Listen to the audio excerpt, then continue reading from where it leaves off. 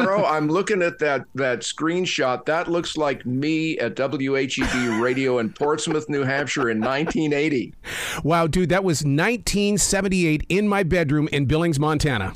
No kidding. So it was in that same time frame. Yeah, I'll be damned. Yeah, because that's Evel Knievel behind me, and then there's a Frampton Comes Alive album right there beside me. Oh, we both had the same hairstyle in the late 70s, early 80s. Well, this project that you're on with Mr. Rogers' Music and Memories, this has to be one of those moments in your radio life where you're going, oh my God, I really get to share the story of the songwriter.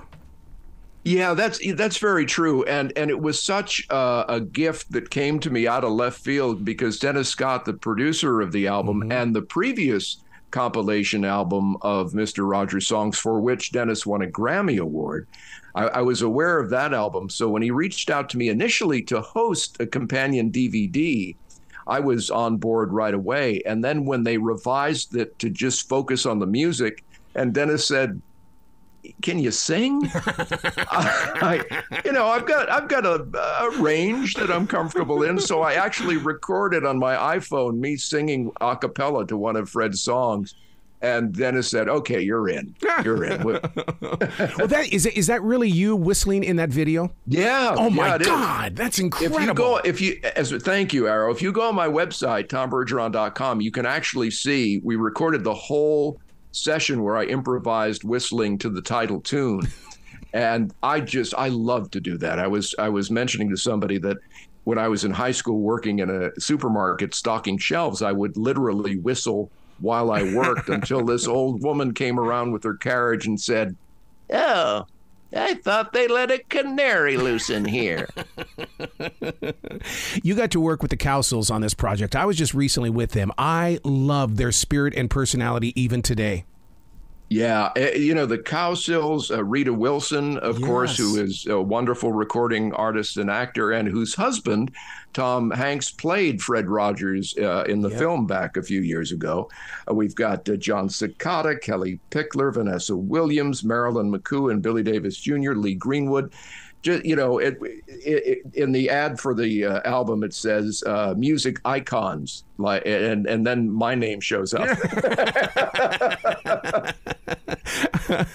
Well, one of those icons is Micky Dolenz from the Monkees. Yes, I thought, wow, that was unbelievable with this song, because I've never heard this side of his singing ability.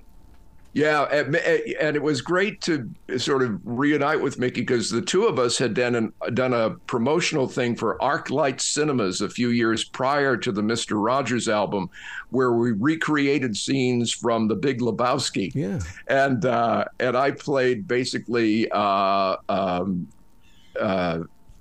character, and then he played with John Goodman's character. Yeah. It was fun. Wow. So on the Lee Greenwood song, I've had a conversation with my wife. She thinks it's Kenny G. I say it's Dave Koz. Who's on that wind instrument? Oh, that's a good question. That's a question for Dennis Scott. We should get him on the horn because I was singing to a track when I recorded my cut. So I'm not sure who actually backed the other performers. Now, I've been in the studio with tracks and putting things down. What is that like for you? Because, I mean, I'm so jealous of bands when they go in there as one unit. But, to sing with a track, I mean, it's like my eyes were always on the engineer, always asking that question. Was that right? Was that right? Yeah, no, I did. I kind of just listened. When I was on The Masked Singer singing Sinatra music as a taco, I actually had I had to sing live in the little Tomato Head, but I actually had Sinatra's actual backup musicians who recorded the track for that performance. And similarly with the Fred Rogers song, I just listened to the music and sing along. I knew Dennis would tell me if I was going too far afield. Yeah. What about the opportunity for Mr. Rogers to get into the Hall of Fame? Well, as Fred, wouldn't it? Or would we go as Mr. Rogers getting in there? Well, it's the same thing, really. And I mean, that's the one of the real joys of this man was that what you saw was what you got. I had the pleasure of meeting him briefly in Boston when I worked in Boston TV, and he was at the station. And I got to tell you, it wasn't like he was putting on an act. That gentle soul who looked you right in the eyes. Mm-hmm. You know, you were the only person in the room when you were talking to him.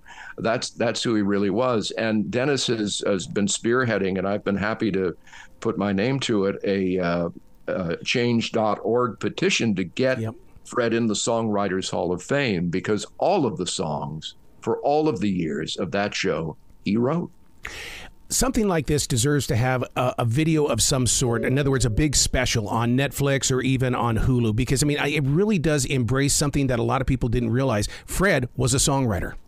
Yeah, absolutely. Absolutely. And a brilliant one at that. I mean, when you start deconstructing the lyrics of the types of songs he wrote to connect with children and to address really difficult topics like death and divorce and assassination and racism. You know, he did not shy away from difficult topics, and he wrote amazing lyrics to address them. Wow. Tom, you got to come back to this show anytime in the future. The door's always going to be open for you. Thank you, Arrow. I appreciate it. It's a pleasure. Well, you be brilliant today, okay? I'll do my best. You too. Thank you, sir.